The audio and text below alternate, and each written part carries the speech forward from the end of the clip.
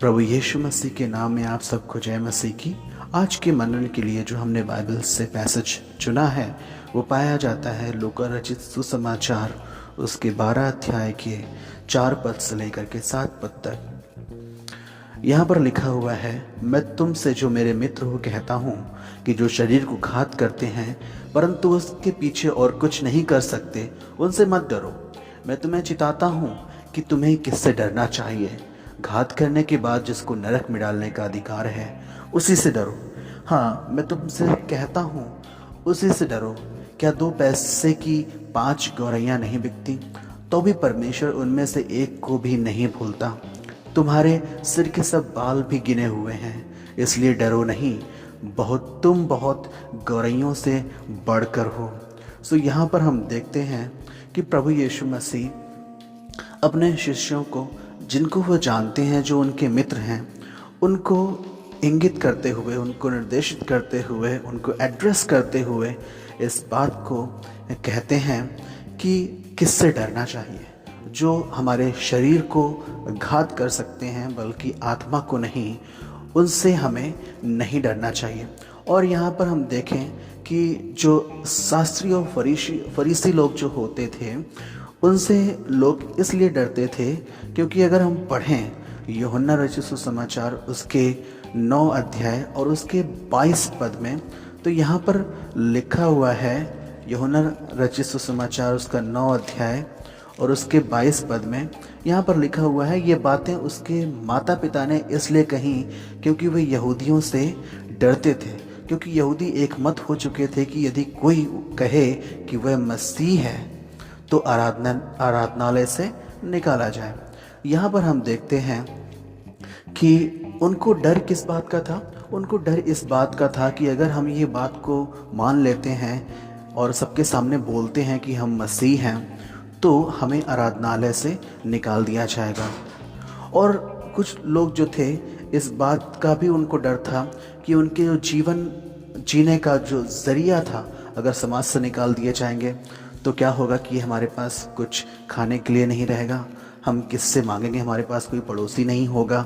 ये सब चीज़ों का उनको डर था। दूसरा और भी उनको डर था, जैसे कि उन लोगों ने प्रेरितों के काम अगर 7 अध्याय उसके 54 पद से अगर 8वें अध्याय उसके 2 पद तक हम देखें तो यहाँ पर जब स्तिफनस ने उस सच्चाई को बोला तो क्या हुआ कि उसे मार डाला गया।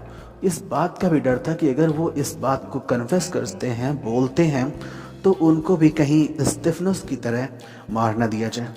इसलिए यीशु मसीह कहते हैं कि देखो 6 और 7वें पद में यहाँ पर लूका की 12 अध्याय उसके 6 और 7वें पद में यीशु मसीह कहते हैं, क्या 2 पैसे की 5 गौरैयाँ नहीं बिकती, तो भी परमेश्वर उनमें से एक को भी नहीं भूलता। तुम्हारे सिर के सब बाल भी गिने हुए हैं, इसलिए डरो नहीं, तुम बहुत गौरैयों से बढ़कर हो। यहाँ पर 6वें पद में हम देखते हैं कि यीशु मसीह कहते हैं कि क्या 2 पैसे की 5 गौरैयाँ नहीं बिकती। यहाँ पर जो गौरैयाँ हैं, स्पैरोज हैं, वो सबसे उस समय पर सबसे कह सकते हैं सस्ती वस्तुओं में से होती थी, जिनका कोई ज़्यादा मूल्य नहीं होता था।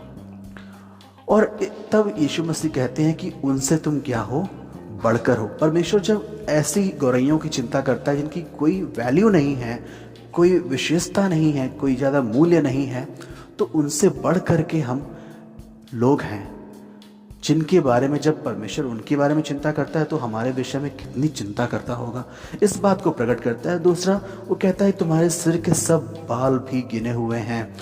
इसका मतलब ये है कि बालों को कौन गिन सकता है। बालों को तो मनुष्य में तो कोई हमें तो नहीं समझ में आया कि जिसने गिना हो या गिन सकता हो। तो इसका मतलब अर्थ ये है कि परमेश्वर जो है हर एक माइन्यूट चीज़ का भी हमारे ध्यान रखता है, छोटी से छोटी चीज़ का भी हमारे वो ध्यान रखता है, बहुत ही नज़दीकी से सारी चीज़ों को देखता है, बहुत ही माइन्यूटली देखता है। तो जब परमेश्वर इन सारी छोटी से छोटी चीज़ों को इतने ध्यान से देखता है और उनकी सुधि रखता है, तो वो हम जो इतने देखते हैं शरीर में, तो हमारे विषय में क्यों नहीं वो करेगा, ये वो बताना चाहता है।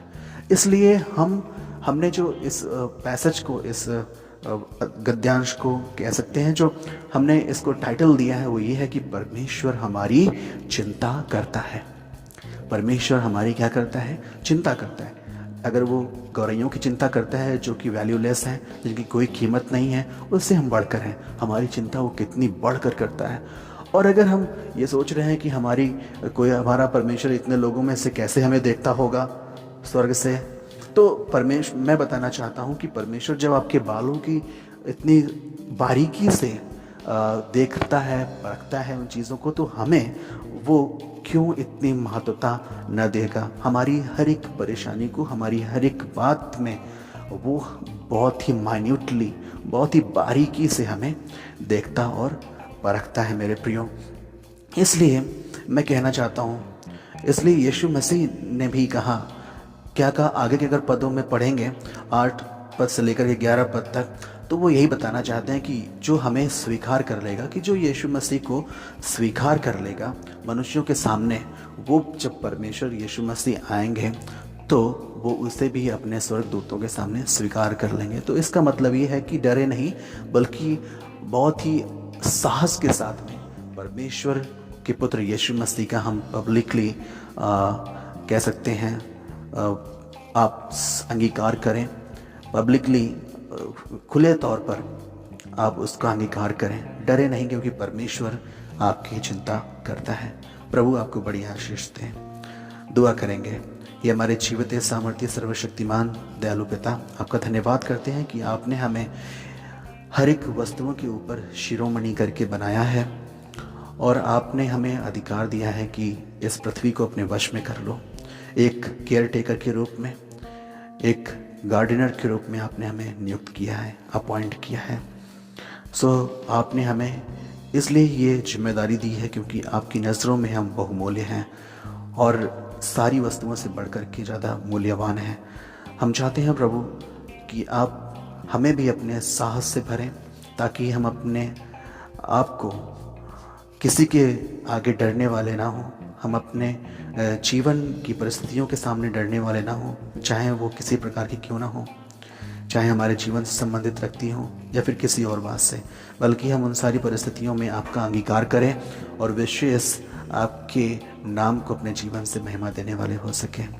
प्रार्थना हमारी सुने और कबूल करें, यीशु के नाम में मांगते हैं, आमीन। Have a nice day. Thank you.